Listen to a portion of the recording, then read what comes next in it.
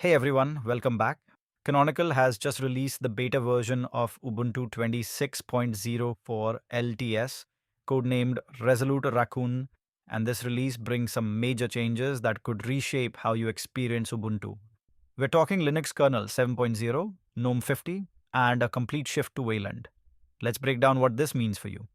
Ubuntu 26.04 LTS beta launched on March 26th, with the final release scheduled for April 23rd.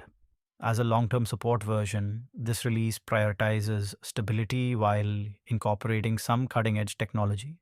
You're getting Linux Kernel 7.0 for better hardware support, GNOME 50 for a modern desktop experience, and Mesa 26.0 graphics for improved gaming performance. Let me explain why these matter.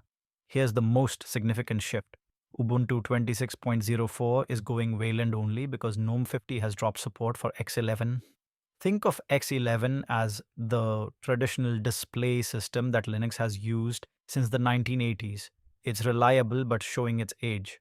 Wayland is the modern replacement built for today's computing needs, offering better security, smoother performance, and improved support for touchscreens and high-resolution displays. Now, you might be wondering about your existing applications. The good news is that older X11 applications will still run through XWayland, which acts as a compatibility layer, translating between the old and new systems. If you prefer other desktop environments like KDE Plasma on X11, XFCE, or Mate, you can still install and use those sessions. Linux Kernel 7.0 brings enhanced hardware support, meaning your system will work better with newer CPUs, GPUs, and peripherals. Mesa 26.0 delivers improved graphics performance, which is particularly valuable if you're gaming or doing graphics-intensive work on Ubuntu. For security-conscious users and enterprise deployments, this release introduces hardware-backed encryption using TPM security chips. This means your encryption keys are stored in dedicated security hardware, making them much harder to compromise. You'll also find automated installation support through Landscape for managing multiple systems and native NVIDIA CUDA and AMD ROCm support for GPU-accelerated computing tasks like machine learning. All official Ubuntu flavors are getting beta releases too: Kubuntu, Xubuntu, Lubuntu, Ubuntu Mate, Ubuntu Buji, and others.